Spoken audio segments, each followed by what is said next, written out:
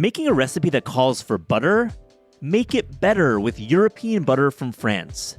With a minimum of 82% butter fat, it's no wonder French butter is the #1 choice for chefs the world over.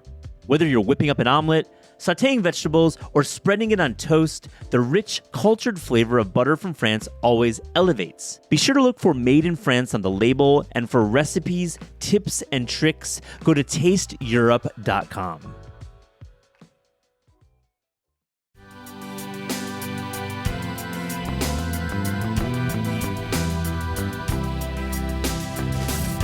Because French butter is higher in fat, it's 82% minimum, whereas in America, it's 80%. The higher fat makes the butter more pliable. You have fat, which surrounds the crumb, and that's what makes French pastries much flakier. That's a place where French butter really shines. This is Taste. I'm your host, Matt Rodbard. Today in the show, I have such a great conversation with David Lebovitz, the cookbook author, the man with the Substack, the baker extraordinaire. Our conversation is all about quality butter, particularly butter from Europe, why using the good stuff is essential. I hope you enjoy this conversation.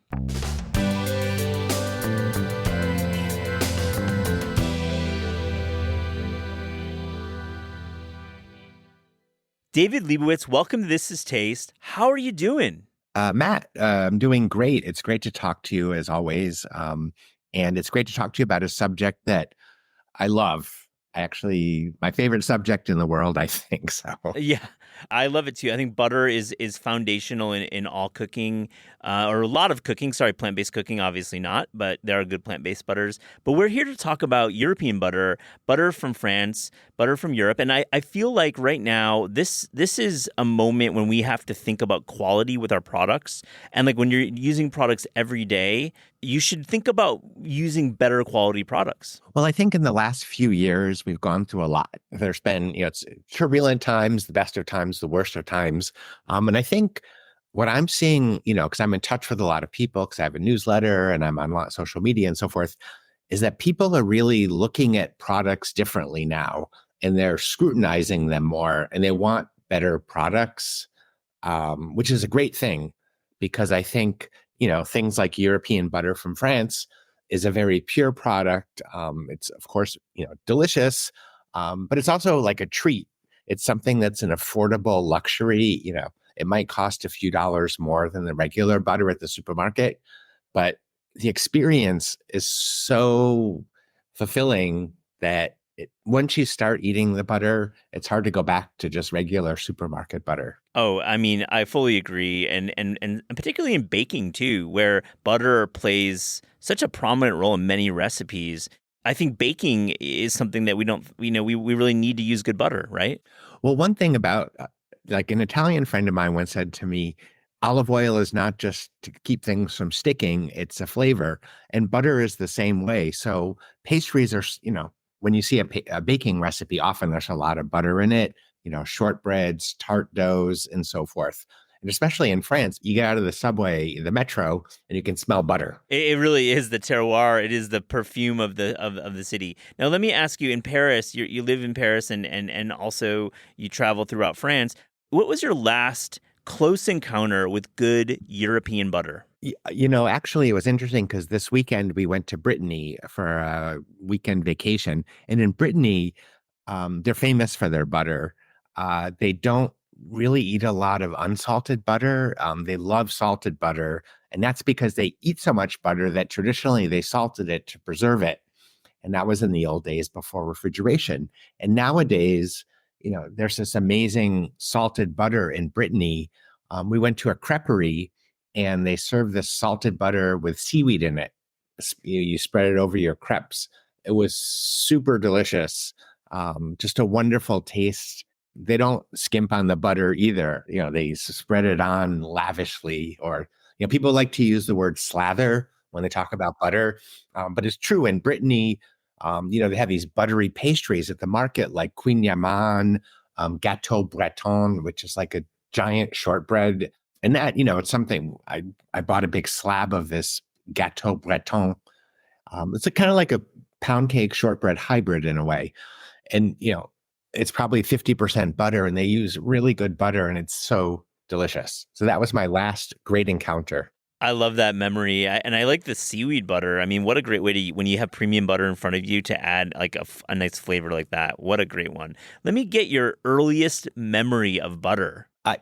What's interesting is I grew up sort of in the countryside, and we used to have these little flowers called buttercups. And I remember if you held it under your chin and your chin shined yellow, that meant you loved butter. So of course, my chin was yellow, and so everyone's like, "You love butter," so that stuck with me. So that was my first experience with butter. I love that story. I've always wanted to ask you this, and we've had many interviews, but this is the first time I'm going to ask you this. How do you taste butter? Tasting it on its own is really the best way to taste it. For a while, there was this trend of butter boards in America, and nobody really did those in France or so forth. But actually, people kind of became a trend, and then it wasn't. But it's actually a great way to taste butter. If you're just, when I was a baker professionally, we would taste butters and see which ones we liked the best, side by side, just plain. You can put them on a piece of, a saltine or something, but then you've got salt and you've got other things going on. When you're in culinary school, how are you being taught about butter? Like, are you being taught that butter is foundational? Are you being taught that butter doesn't matter? Because I want to get a sense of how we've progressed. The second sentence you just mentioned, it doesn't matter, it doesn't exist in the baking, especially in France. I went to French pastry school, and we actually, we learned about French butter, especially, which everybody uses, and they have special butter. Because French butter is higher in fat, it's 82% minimum, whereas in America, it's 80%. And it doesn't seem like a lot, but it actually is quite a bit. The higher fat makes the butter more pliable. It has less water in it. So when you bake with it, you don't have water kind of saturating the crumb. You have fat, which surrounds the crumb, and that's what makes French pastries much flakier. But even American things like apple pie, flaky doughs such as, or crisp toppings, that flavor of really good butter, that's a place where French butter really shines. It's such a great point that you bring up, because we as home bakers, we really put a lot of effort. We pick a recipe, we scour cookbooks, we go shopping, we buy this great produce, we go to our farmer's market and buy great produce. We bring all these ingredients in, but then when it comes to butter, we sometimes are just relying on what we have. And I think what you're saying is, when you're making like a pie or even trying like laminated dough at home, I know like the price, it's higher price, but that's because it's premium. But like, to me, you kind of have to invest in good European butter if you're going to do a baking project. European butter, made in France, is cultured usually. And that involves adding something like lactic acid to the butter and letting it sit for 24 hours maybe, which costs a lot more. People don't realize, time is money. But also butter fat is expensive because it's so precious and wonderful. The best things in life are not free. So not necessarily. So that's why French butter has this really, it has a slight tangy taste, and it's much more aromatic. But it also reacts better in pastries when you're baking with it. Yeah, it's a great point. Let's move to the more savory side, or we'll call it the non-baking side or the savory side. Give me an example of when using premium butter can really make the difference for like a stovetop recipe, something that isn't necessarily baked but is obviously important in our foodways. Well, anybody who's had green beans, tossed with melted butter, there's a difference. I like to heat the butter, and also when you heat up, French butter, because it has less water in it, it doesn't sizzle. It doesn't, you don't get that burning thing going on, kind of like water, like sizzling. It sort of melts into this beautiful pool of butter fat. But if you have like green beans, you toss them in this wonderful butter. So it works something as simple as that. But there are also other things in French baking. If you make sauces and so forth, butter is the foundation of all these sauces in France. And that's why the quality of butter is so important in France and the world. Oh my goodness. I mean, especially with seafood, you put a great butter on like a scampi or even on like a sole or any kind of halibut. It really do taste the difference. I love that memory too about the sizzling.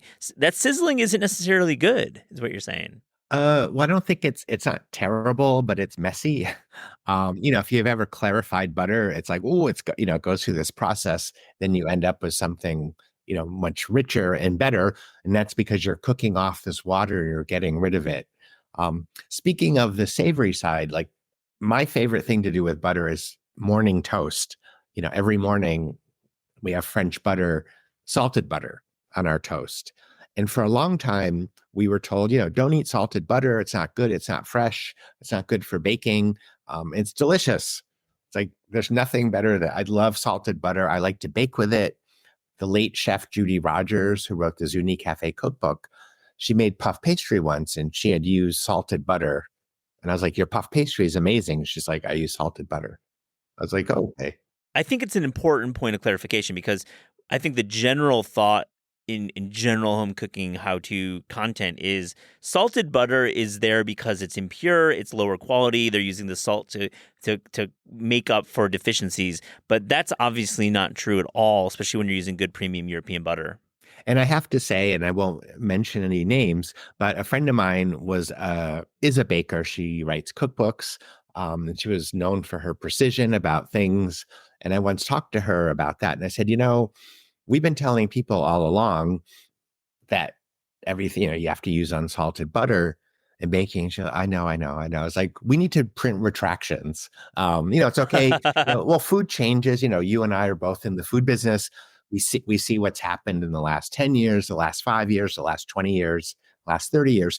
Things change and tastes change.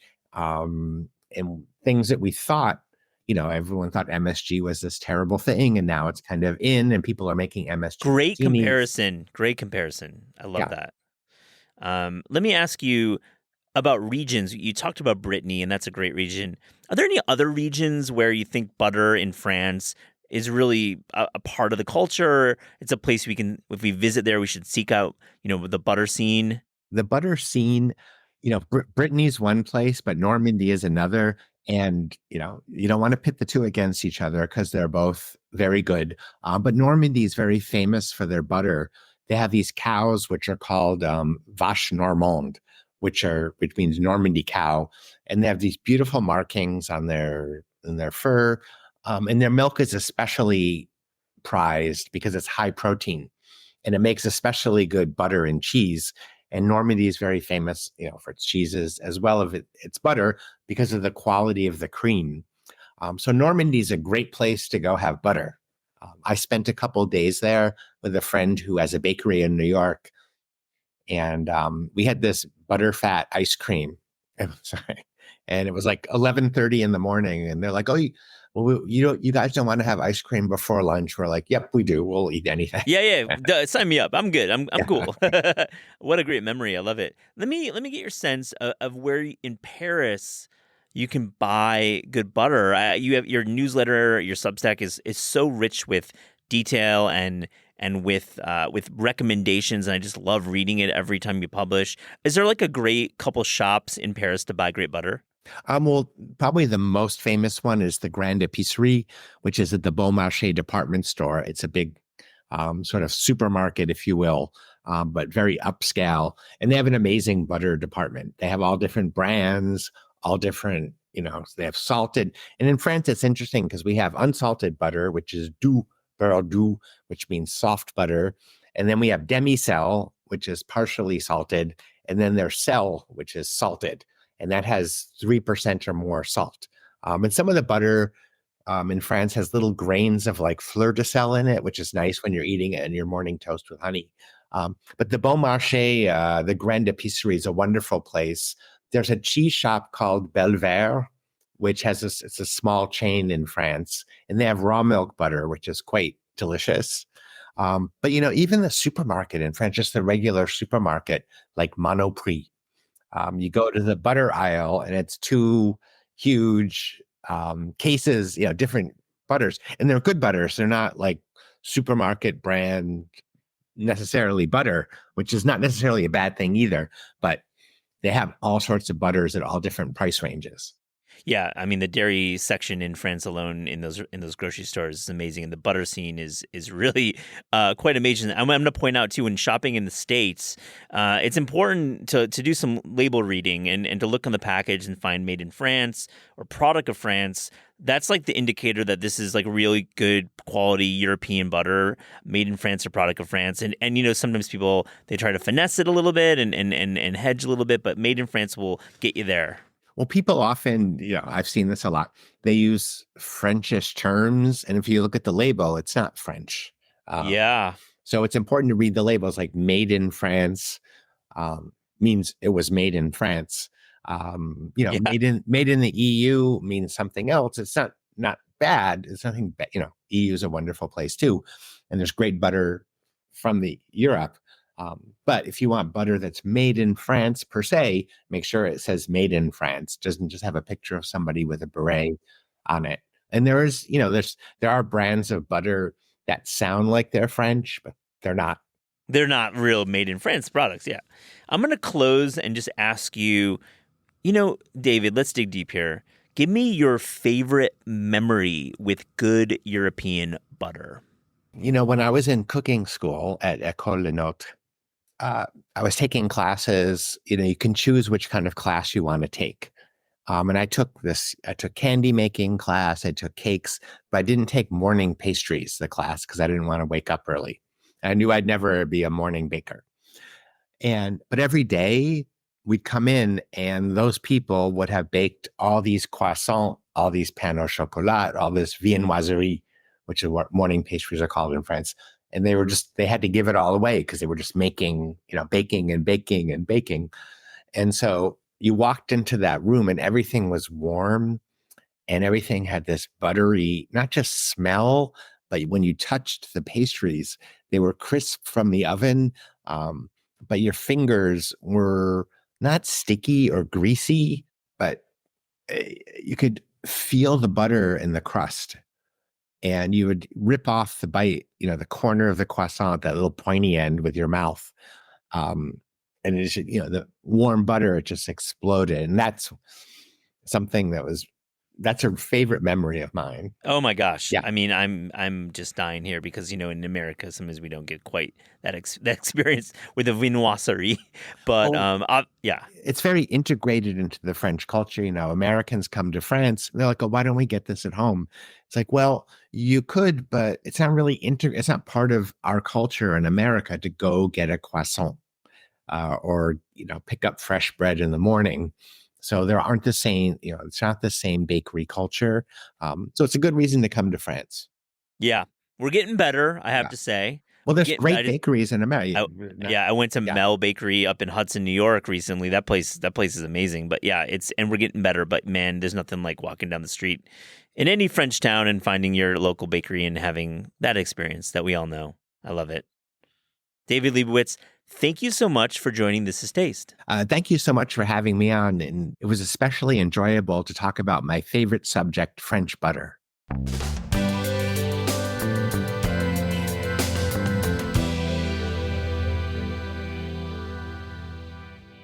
Charles Duque, you're the managing director of the French Dairy Board. Let me ask you, how do you taste butter? Hello, Matt. Thanks for having me. So yeah, I'm the managing director. I pretty much take care of all the relationship with the French dairy companies, and I also manage a promotional campaign. So here we are talking about European butter made in France. So how do I taste butter? Well, when I do purchase butter, I prefer obviously European butter, and I look for the origin and usually pick France. Notice that I said, European butter and not European style butter. So there's a big difference. I think it does make a difference. For me, I mean, I feel it's a healthier option. As opposed to butter that comes from other places. France has 3 million cows, and most farms have an average of 69 cows. So there's a direct relationship between the farmer and the cow. And when one animal gets sick, it's taken out of the herd, it's treated. Not the entire herd is given antibiotics. and none of the cows are treated with RBST hormones or anything. So I feel it's a healthier product. Yeah, I mean, it's obvious when you taste the product too. And let's get into the actual tasting notes when you're actually doing a side by side. What is like a signifier of quality in butter? Yeah, I definitely think that, like you said, you taste the difference. Obviously, there's the animal welfare side that's important in France. The sustainability issue, the environmental issue that are part of the production process. So I definitely think you taste the terroir, the sense of place when we're talking about different types of butters. France has three geographical indications for butter, which I'm sure everybody's familiar with. There's the butter that comes from Isigny, the butter that comes from Bresse, and the butter that comes from Charente-Poitou. So these are all protected designation of origin product. There's only three, and there's a lot of other producers around France that produce excellent butter as well. But I think that when we're talking about flavor, let's talk about geographical indications, because it really does link the flavor, the texture, the color, etc., to a place, to its seasonalities, to its savoir-faire of the people who make the product. So it's all linked. When you talk about terroir and butter, it's something that we do not think about in America. We obviously have butter from Vermont, butter from California, but we certainly don't get into the regionality. And clearly, when you have the regionality, that is a really clear indicator of premium and quality products. I think that when you're mentioning Vermont and California, we can look at it as regional as well. I mean, the land in Vermont is not the same land as in California. It's just a question that we're not organized in such a way here in the United States, but the idea is the same. France is a small country compared to the US. And even though it has a lot of different regions, and each region has its characteristics that make it unique. I mean, when we're talking about Normandy butter, the PDO Isigny, we're talking about, countryside that's near the English Channel, that benefits from, there's these estuaries that have seawater, that have iodized salt taste that kind of veils onto the grass during the morning dew. I mean, these are all qualities that you cannot find anywhere else. And these obviously are transferred over to the grass on which the cows graze on. So these are all particularities. And we can say the same thing about Bresse butter. We can say that about Charente-Poitou, which is, an area that creates butter that's particularly delicate. It's served pretty much in all the best restaurants in France. So each of them has its characteristics. Let me ask you, does American butter make you mad ever? Of course not. I live in American. I'm American. There's nothing. I grew up with it, so of course it doesn't make me mad. However, and this is all about. We're here to educate the American consumer about other options when it comes to butter. And thanks to podcasts like this, thanks to retailers, campaigns, television, etc., we're really educating the American consumer of what's out there. The only thing that I'm upset about is really how long it took us to once again be acquainted with butter. Because, in the States for a long time, we were mostly eating vegetable spread like parquet and things like that. So, ooh, that's rough. Yeah. I mean, Oh, it rough wasn't times. until really that Rough. the butter is back article in Time magazine that we started to reconsider butter. So that's upsetting, but I'm happy that we've reconnected. Well said, Charles. You're a good sport to field that question. So European butter in France is a high-quality ingredient. It's used in all sorts of cooking and baking. It's also used as a spread for bread, vegetables. It's paired with cheese. I mean, give us a fact or two that would surprise our audience about the versatility of French butter, because I think we as Americans, we obviously know to bake with it and we put it on our gorgeous American artisanal breads that we make here. But honestly, there's much more going on to the story. Yes. Well, before European butter was a thing, there was just plain butter, and which has been around for a very long time. I would say around 5,000 years. And we can see proof of that in Sumerian tablets that date back to 2500 BCE, for instance, that recount the milking of cows and the churning of milk in jars to make butter. We also find butter molds in Irish peat bogs, so and those are around 3,000 years old. So there's quite a history of butter. It's not something that's new. I think if we fast forward to the 15th century, that's when we see really butter being used in cuisine. Um, and in between those two periods, I mean, a lot of different cultures used it for medicinal purposes, socioeconomic contests, and even religion. So, and that for me is important, or I think it's interesting, the religious side.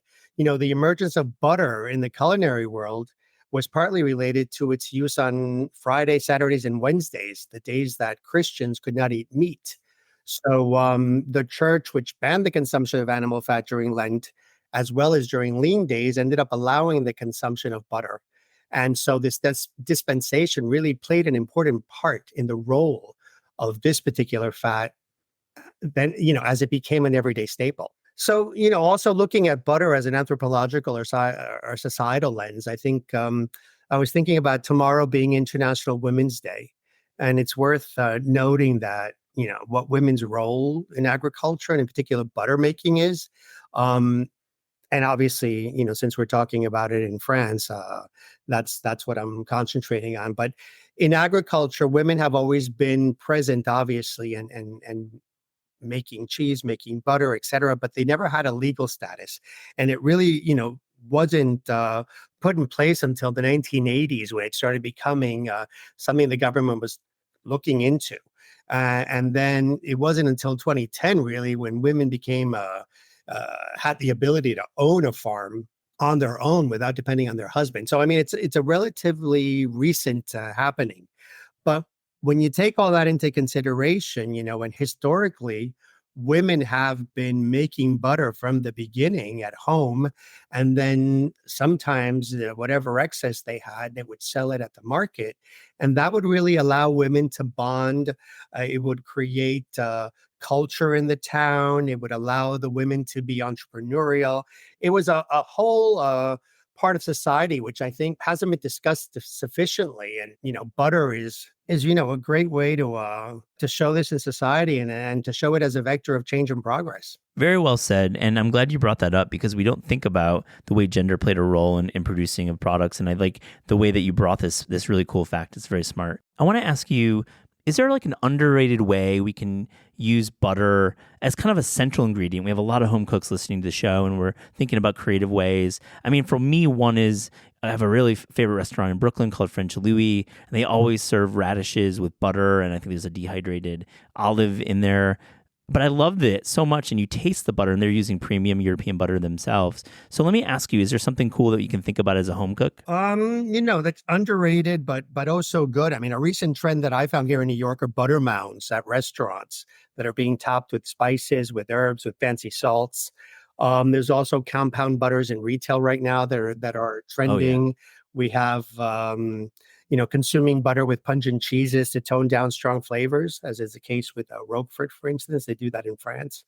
There's also a camembert that's marinated in Calvados and then in butter and then breaded, which is very common in Normandy. The radish butter combo is something that's pretty common in France. You've given me a lot of thought with the compound butters because when you have a premium European butter and you're putting some nice fresh herbs in there, or maybe some like sumac even, it really have that around in your freezer. It's so great to cook with it. Do you have some compound butter around yourself? Yeah, I mean, I have a couple of them. I have lemon pepper and I have a yuzu. Nice. Oh, yuzu. That's great. With like seafood, I can see that with like a lot of vegetables too. Really smart. So let me ask you, Charles, how do we shop for European butter? I mean, I'm walking into like everywhere from a ShopRite. I could be going into Murray's. I could be going into Fairway. I could be going to Gelson's. How do I like find the good stuff, and so to speak, when I'm shopping? There's a lot of choices out there, and I know it can be challenging. There are a lot of choices, and some good choices being made stateside, and obviously some great European butter that's being imported. Yeah, the best way to go about it is look at the label, look for the origin. You want it to be a European origin. I obviously prefer France. I also look for a PDO seal if there is one. What does that look like? The PDO seal is a red and yellow circle, red and gold, which says protected designation of origin. although not all French butter is PDO, so there's a lot of French butter out there that doesn't have the seal.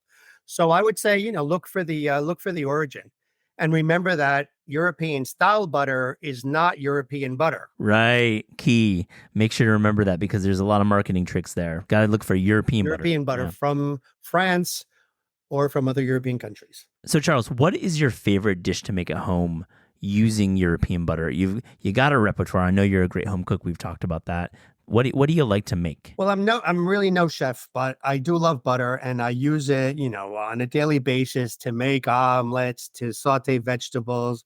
I add it to pasta. I spread it on toast with honey, for instance, on a ham and cheese baguette. So it's really, for me, a simple pleasure that I use on a daily basis. I have to say, we have a lot of guests come in and we ask them about their favorite sandwich. 4 people said a jambon-beurre, like the French ham and butter sandwich. And really, I feel 2024 is the year of the jambon-beurre. I hope so. It's a good one is not easy to find, but when you do, it's, again, a very simple pleasure. Good bread, good butter, good ham. What else? When you're looking at a jambon-beurre, do you like a hard textured baguette? Do you like a softer baguette? Because I sometimes am challenged by when the baguette is too hard, but I think a true Frenchman would maybe want a more chewy baguette. I like a crustier baguette. Yeah, I don't like the soft baguette. I want a little bit of crunch to it. I want the inside to be nice and moist, and then obviously that's what the butter adds to the baguette. And then some good ham, maybe a little bit of Dijon mustard also for a kick. Oh yeah. So yeah, it's the baguette has to be crunchier. Is there a Dijon of choice for you? Do you have a brand in mind? Do you just like any Dijon? I like the original Dijon. There's plenty of them to choose from when you're in France. And I think, if we want to we should bring in travel into this too, which is what really opens up our mind, I guess, to discovering new cultures, new food cultures, new tastes, new experiences. I mean, who could forget the first time they had a petit déjeuner, a French breakfast, they had butter on a baguette. I think when whoever went to France and had that first experience remembers it because it was so amazing compared to what we're used to. For me, for instance, it was amazing. I remember when I lived there, I used to add butter to croissants, and that was that's a big faux pas in France. So people would kind of scold me because I was adding butter to my croissants. But, I guess it's like French double dipping. I mean, listen, if it's good European butter, I'm going to add some butter to the croissant. I'm just going to say. Speaking of croissants, I'm going to wrap this interview up. And thanks for being a good sport. It's been fun chatting with you. Tell me, where's the best croissant in Paris right now? Again, when it comes to traveling, I feel that I've discovered so many different flavors and aromas in France. And I have some that I really love and I cannot find stateside. So I'm going to go with, you guys, Pierre Hermé. Most of his shops have a croissant called Isafan, which is composed of, puff pastry, of course. It has rose marzipan, raspberry and lychee compote, and it's topped with raspberry chips. So when you bite into that, other than being heaven, it is definitely the characteristics of a classic croissant. For me, it's really all those flavors that I love, almond, rosewater, and raspberries all into one. You're making me hungry, buddy. I feel like that was a great description of a croissant I've never tried. I think of Pierre as Hermé as a macaron guy. So wow, what a great description. I feel like I know more about butter, and I feel honestly that European butter is going to be the one I choose next time I'm shopping for butter. So thanks so much for sharing all the information. You're very welcome. Thank you.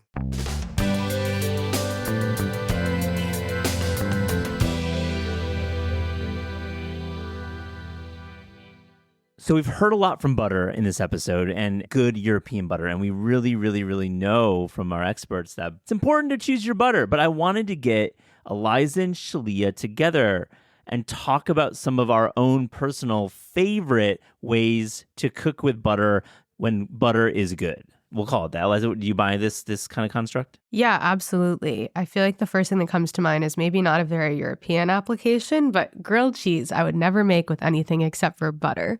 I love it. So let's get into the technique. How do you use butter on grilled cheese? Like, do you have a special way of making your grilled cheese? Let's dig into that. Well, I will say I'm putting mayo on the outside There of you the go. bread and not butter, but the butter is going in the pan until it gets all foamy. I've tried to do a brown butter grilled cheese before. I don't think I've perfected that yet. I feel like it gets a little risky, but one time my roommate in college was making a grilled cheese with olive oil, and I just kind of looked at her. I was like, what are you doing? You need the butter flavor soaking into the bread and the cheese, making it extra crisp and delicious. And you know what? Popcorn, there's like certain things that only work with butter. Like, I don't like olive oil popcorn either. It just doesn't work for me. You need to have that flavor of butter in there. My first item that comes to mind is actually a shrimp scampi, which I make often. Lemon and herbs, usually like a little parsley, and just like really nice shrimp. But like, you have to really use good butter, because butter, it is like the glue that binds. It is what creates this like rich dish out of shrimp, which can be quite not rich. It's like cocktail is like not a rich dish. It's more crisp and acidic. So for you, it's like a vehicle for your butter. I like that. 100%. It's exactly that. And I just think it's an underrated dish, because like usually it's pretty bad. We think about Olive Garden. No shade on Olive Garden. I like the Olive Garden, but it's like their shrimp scampi isn't great. So get the jumbo prawns, the best shrimp you can get, and make some scampi. Yeah, with the best butter you can With the get. best butter you can have. Shalea, what's your like kind of, when you think about cooking with butter, what do you think about? So I have recently, and I'm probably late on this train, but I've gotten like really into a compound butter. I was at a wedding a couple years ago, and I went to this steakhouse, and one, it was like the best ribeye I've ever had in my life, but the compound blue cheese butter on it was like unreal. I'm going to be chasing that feeling for the rest of my life. I'll never have it again. Compound blue cheese butter. Sounds amazing. You heard me correct. On it the was steak. incredible. Sounds good. And then off mic, I know I was telling you, I spend a lot of time doom scrolling on TikTok, but I recently saw this recipe from a TikToker. I think her name's Jenny's Table, but she had made a shaved radish compound butter, which I do think I'm going to be trying to recreate sometime this week. So English stay radish, tuned. daikon radish. What are you thinking? It looked like English radish, but I'll get back to you. Yeah, right on. I think that is so cool, because radishes and butter is such a classic, amazing combination for good reason. But the idea of combining it into a butter, I'm imagining dipping more radishes in that butter. Yeah, the limit does not exist. Radish on radish. Or like putting the radish butter on a nice piece of bread with some flaky salt. I'll add one more, and let's do one more each. I like butter mochi personally. I've been making Eric Kim's recipe from Korean American. I made it last weekend, and I've made it 7 or 8 times. And it uses rice flour and vanilla and sesame oil, but there's a really nice amount of butter. And I haven't really been using. I've been using like standard butter, but I haven't like upped the game with good quality butter. But it adds that great color to the inside, the actual cake of the mochi, but it just adds this richness that works so well with the sesame oil. And I feel like it's called butter mochi in the name for a reason. And when you use good butter, it's perfect. And it just, to me, it's like such a great dessert when you're cooking like fried rice. I think it's just a nice compliment to that. Yeah, I like butter kind of as a vehicle to round out flavors in other dishes. So that makes a lot of sense to me. And I make a lot of like butter roasted pasta sauce. There's an old BA recipe for butter roasted bucatini that is a play on the Marcella Hazan butter heavy tomato sauce that a lot of us know and love, where you basically are just putting a can of crushed tomatoes or tomatoes that you're crushing in the oven with like 2 sticks of butter probably. Wow, and I add anchovies and red pepper flakes, and then you just mash it halfway through. You barely have to touch it. And the tomatoes are just kind of caramelizing and simmering in all of that butter, and you can just toss in pasta at the end. It's so good. Oh my God, I'm like into this recipe. Whoa. It's really cool. And sometimes I will take out a little bit of the sauce and then like put it in my fridge or my freezer for something else. And then when I'm like making a soup or stir fry or something where I just want to have like extra hit of flavor, I'll put a little bit of that butter tomato sauce in that. Love it. Shalea, what's your last one? I think this is something I have stopped doing recently because I think the amount of time it takes, but it's really good when I do it. I love a brown butter gnocchi situation. Brown butter with herbs, and then like tossing like the fresh gnocchi and then like, I don't know, maybe like a roasted veggie on the side is like one of my favorite things. I think of sage. Yeah. Think of that pairing, but I also think about basil. Yeah. And brown butter is nice. Yeah, big sage lady over here. Amazing. That feels quite European, hence the European butter tie-in. As you have a final thought, I know you've got one more butter idea. It's the tip of your tongue. Well, I just have to say popcorn is the obvious answer. Yeah. But when you're making popcorn at home, I don't have a microwave, so I'm making it on the stove in my Dutch oven. And I will start it with oil just so that it doesn't burn. But when that popcorn is finished, I'm tossing in a lot of butter. I do nutritional yeast. Sometimes I'll do like furikake or something like that. And the butter helps all of the spices stick onto the popcorn. And it also just gives it that like delicious treat movie theater experience, which I think is ultimately what I'm looking for when I'm making popcorn at home. Aliza, Shalea, thank you for your big butter ideas. I appreciate it. This episode was recorded as part of the Taste Europe Butter of France program, co-financed by the European Union.